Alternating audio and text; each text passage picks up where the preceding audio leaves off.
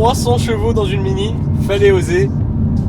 C'est une première pour la marque et c'est tout simplement la Mini la plus puissante qui n'a jamais existé. Ce nouveau Clubman JCW 2020 repose sur la même base mécanique que la BM série 1 et l'X2, tous deux dans leur version M35i, développant 306 chevaux et 450 Nm, soit 75 chevaux de plus que l'ancienne Clubman JCW.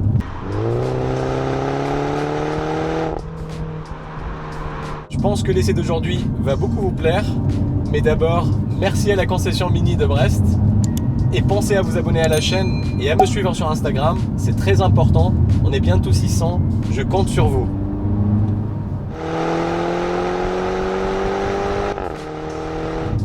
Alors d'abord le DS3, la 35 AMG, puis la BM série 1M, et enfin la Clubman JCW 2020.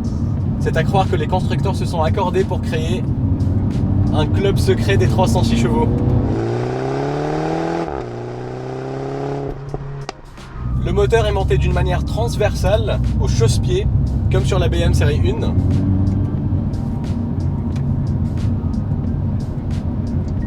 Il sera aussi présent dans la nouvelle Mini GP, qui est limitée à 3000 exemplaires, mais malheureusement, elles sont déjà toutes vendues.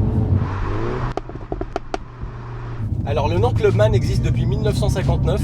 À l'époque, le break était basé sur une version 3 portes de la Mini, jusqu'en 2008 où la version R55 a vu le jour. Puis la version actuelle F54 a débuté sa carrière en 2015 et a eu un restylage dans cette nouvelle livrée JCW en 2020. Alors elle vient avec une boîte 8 empruntée à BMW. Je te cache pas que j'étais un peu déçu quand j'ai su que c'était pas une boîte à double embrayage, mais j'ai très vite retrouvé le sourire quand je suis monté dans la voiture, car c'est fou comment les boîtes automatiques ont complètement changé. C'est beaucoup mieux que l'ancienne version, malgré que ça reste un peu lent dans les rétrogradages de vitesse.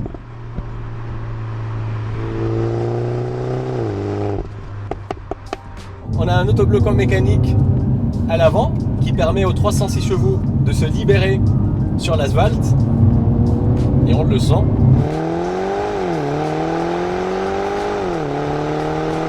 Donc cette nouvelle version avec la transmission intégrale est vraiment très sympa. Mini annonce un 0 à 100 qui est abattu en 4 secondes 9, qui est un tout petit peu moins bien que la 35 AMG et le DS3. Mais cependant, les dernières Mini JCW ont tous une direction qui est très précise, très peu de roulis, et même dans cette version Clubman, on a l'impression d'être dans un kart. C'est fou le dynamisme qu'on ressent à l'intérieur de la voiture. La motricité est très bonne aujourd'hui sur le sec, et j'ai envie de te dire, quand on s'amuse comme ça, on s'en fout du chrono.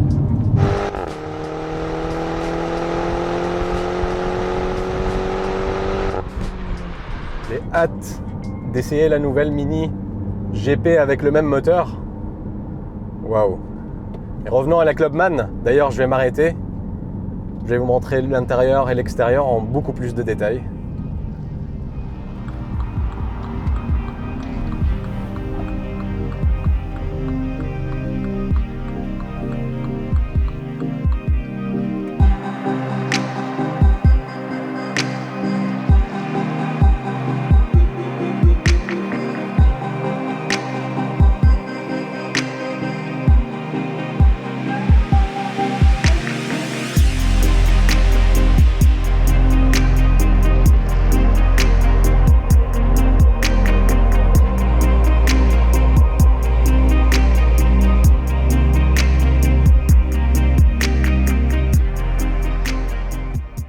Comme vous avez pu le constater, cette mise à jour 2020 se focalise exclusivement sur la partie moteur. Et les quelques changements esthétiques visibles de l'extérieur sont là uniquement dans ce sens, comme le nouveau diffuseur arrière pour améliorer l'aérodynamisme et diminuer la portance, ou les nouvelles prises d'air de part et d'autre de cette nouvelle calandre pleinement assumée, assurant ainsi un meilleur refroidissement à ce nouveau 4 cylindres.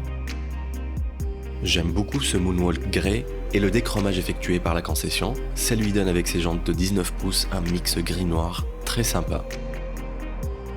À l'intérieur, on n'a pas des sièges sport John Cooper Works, À la place, on a du cuir lounge qui est très confortable et je trouve personnellement que c'est des sièges beaucoup plus adaptés pour un daily.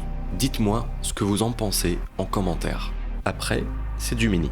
On aime ou on n'aime pas, ça a le mérite d'être original. Et mis à part la nouvelle boîte et l'écran qui devient tactile et intègre maintenant l'Apple CarPlay, rien d'autre ne change dans la voiture. Mais ma plus grande surprise a été cette sono Harman Kardon. J'ai la même chose sur ma BM, mais là, je ne sais pas si c'est une nouvelle sono ou une poudre magique saupoudrée par Mini, mais la clarté et la qualité sonore est sur un autre niveau.